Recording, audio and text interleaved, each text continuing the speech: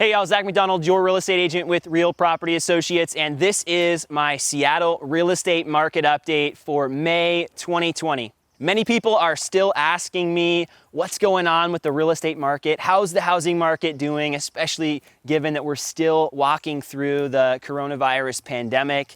Washington still has, as of recording this video, a stay home, stay safe order in place, which is impacting people's jobs and people's livelihoods, specifically in this area. And it's a fair question that people are asking, how is this going to impact not only our economy, but the housing market? Recently, I've made some other videos talking about what's going on during the COVID-19 pandemic. Last month's market update, I talked about how the market was starting to be impacted. And then even more recently, I recorded a video that was discussing what showings look like during the pandemic. But before we get into the stats and what's going on in the market, I want to share a story with you, just like I do in every other update. This month's story features Drew and Jenny. They're some personal friends who happen to live in my neighborhood. Well, they did live in my neighborhood until recently.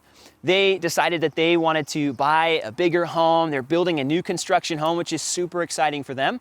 But it also meant they needed to sell the home that they're currently in. And so in the midst of all that's going on, we put their house on the market about a month and a half ago. And a few weeks back, their house closed and they were able to move into a temporary apartment for the next few months as their new construction home is being finished up. And thankfully for them, construction is able to continue now in Washington, and the work on the house is continuing and progressing. So for them, I think they've still got their fingers crossed, but we're hoping that they can move into their brand new house here in the next few months. So Drew and Jenny, if you're watching this, thank you so much again for the opportunity to be a real estate agent. And I'm really excited for your future in your new home. Seattle median sales price for residential homes last month, according to the Northwest Multiple Listing Service, was $800,000. Guys, this is the third highest median sales price in Seattle history, dating back to April 2018. And if you recall,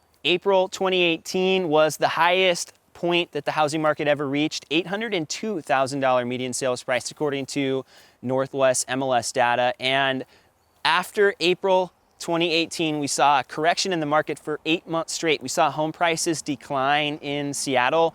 And at this point now, even in the middle of the coronavirus pandemic, we're seeing home prices continue to climb, specifically in Seattle. And we are up year over year from last April, 7.4%.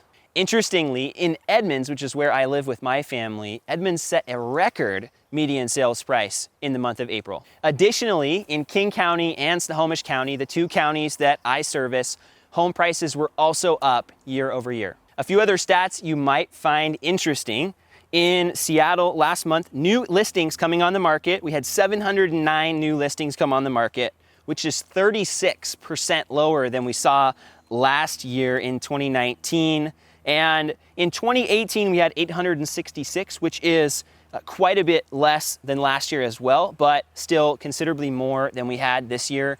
What we've seen is inventory has declined severely, and so has buyer interest. So we look at that when we see pending sales. So in Seattle, pending sales as we wrapped up April, 544, which is 32% down year over year.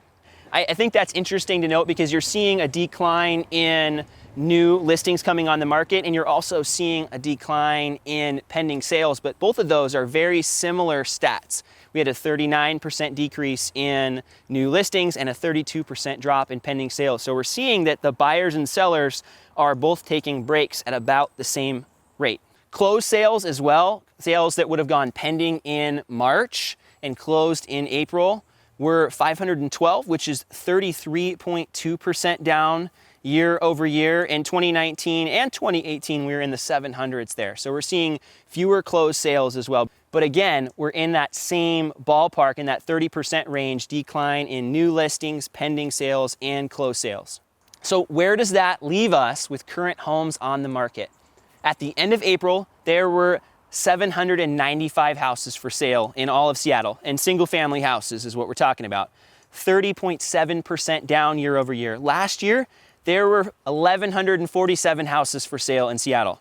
And in 2018, there were only 578. So we're down year over year, but in 2018, when the market was at its frenzied pace, we had a couple hundred fewer houses that were on the market than we have right now. So inventory levels are definitely down, as we've been talking about, but not as low as they were back in 2018. So how fast are these houses selling? The median days on market in Seattle this year in April, 6 days on market. And the average days on market in Seattle in April was 14 days on market. Last year, 22 was the average. So down year over year. So homes were selling quicker than they were doing last year. To wrap up the stats portion, all this combined gives us about 1.2 months of supply in Seattle, which is an extremely low amount of homes on the market. Again, there have been fewer homes coming on the market, fewer homes going pending and selling. But again, those ratios are remaining about the same, which is why our inventory numbers remain so low.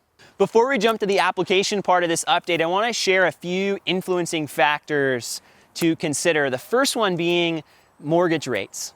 If you've been following my market updates or the news, you've probably heard that mortgage rates have been at all-time lows here over the past few months, bottoming out a couple months back. Bunch of people refinancing, and what happened is you had an oversaturation of mortgage applications, and the mortgage companies were like, whoa, what the heck is going on? And then in the midst of all of this, you had the forbearance starting to be talked about, and mortgage companies in general started to get a lot of fear up in their heads, and rightfully so, that people might finish a purchase and then just say, you know what, I'm not employed anymore, or I can't pay my mortgage payment. I want to do a forbearance plan. So I think mortgage companies right now are making a lot of adjustments. In fact, I know they're making a lot of adjustments. Some companies are only accepting 20% down. Other companies are not doing jumbo loans anymore. Those are larger home loans. So when you're talking about buying those $1.5 million houses, even 1.2, 1.3, you start to see people getting into those jumbo categories, and they're having to be creative. Some people are getting a first mortgage and a second mortgage and blending the two together. It's interesting times, but mortgage companies are being creative to help people still purchase those higher end homes. But I think what we're seeing and what we will see potentially is a little bit of a slowdown in the higher end market. Some of those people have just been sitting out. So it remains to be seen really what the impact's going to be. But it is interesting if banks are going to tighten up on what kind of loans they're going to give and what kind of programs people are going to qualify for. That will impact those higher end homes.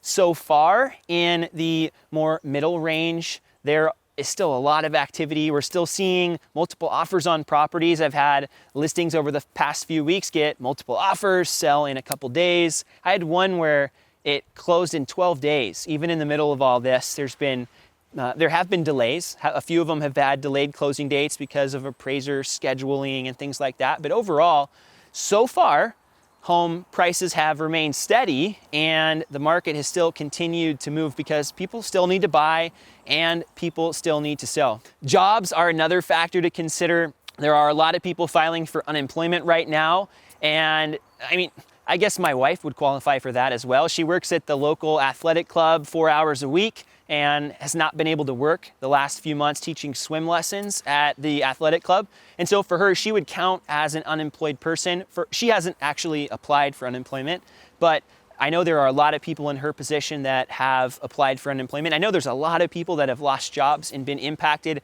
I know a few of my clients that are in the restaurant industry or in some of the construction fields that were shut down for a while have really felt it.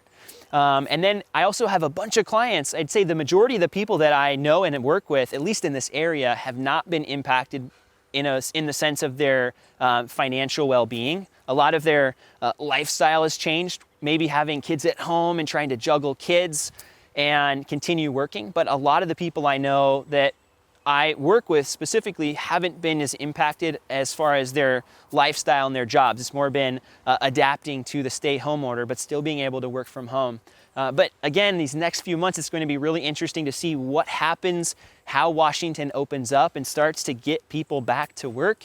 I know there are some people that don't even want to go back to work because they're getting paid more on unemployment, just based on how everything's kind of working out. So again, it'll be really interesting to see what the transition plan looks like and how the economy kind of gets kick-started back up. But again, we don't really know what that's going to look like, but I'm hopeful, based on what I've seen so far, that the market is going to remain at least moving forward at this point. A little application for sellers. People have been asking me about selling their home still, and I've had quite a few listings here this spring in the middle of everything, and people are still out buying, and it's not a bad time to put your house on the market. Now, if you're living in it, it is a little bit inconvenient to have people coming in, seeing your house, especially with everything that's going on. So I completely appreciate if it's not the right time for you. I think a majority of the people maybe that are sitting on the sidelines right now are people that live in their house and don't want to have strangers coming in potentially sick. There are a lot of precautions that we take and notices that are given, things like that, to protect you as the homeowner, but it's a completely valid reason to maybe sit on the sidelines just for a little bit. If you're somebody though that does want to talk about your situation and at least get started on that conversation, I'm happy to explain what's going on and how we're handling the different risk factors and mitigating those for you as sellers. For buyers, it's the time to at least get started talking about buying a house. If you've been thinking about it in 2020, one thing that is being talked about a lot right now are the interest rates and how low they are right now. A lot of the mortgage professionals that I respect and look up to are thinking that we're going to see mortgage rates jump up pretty significantly after the election, after all the stimulus kind of stuff runs its course. And we might see mortgage rates start creeping up closer to the 5% range. Now, again, who knows? Really, they don't really know for sure. It's all speculation. But the idea of thinking like, man, okay, if the market does correct a little bit, if it does, again, we don't know for sure, but if the market does correct a little bit, but mortgage rates are a whole bunch higher, you're going to be paying more for your house, which is what we saw in 2018 and the beginning of 2019. People's mortgage payments were significantly higher when prices were a little bit lower because of the increased mortgage rates. Okay, so we just talked about a lot. We talked about how the housing prices have continued to go up in King County and Snohomish County, and specifically in Seattle in the midst of the COVID-19 pandemic. The buyers and sellers both equally have declined. Amount of people that are looking to buy and sell has gone down. I'm expecting that when the restrictions lift, we might see a flood of new houses come on the market, and we might see a flood of new buyers. And if you found some value in this video, I'd really appreciate it if you'd subscribe to my channel so that you can see other videos like this, and maybe hit that bell. It really does help the algorithm and help you see more of my content. And if you know somebody who could benefit from this video, please consider sharing it with them. Thanks so much, and we'll talk soon.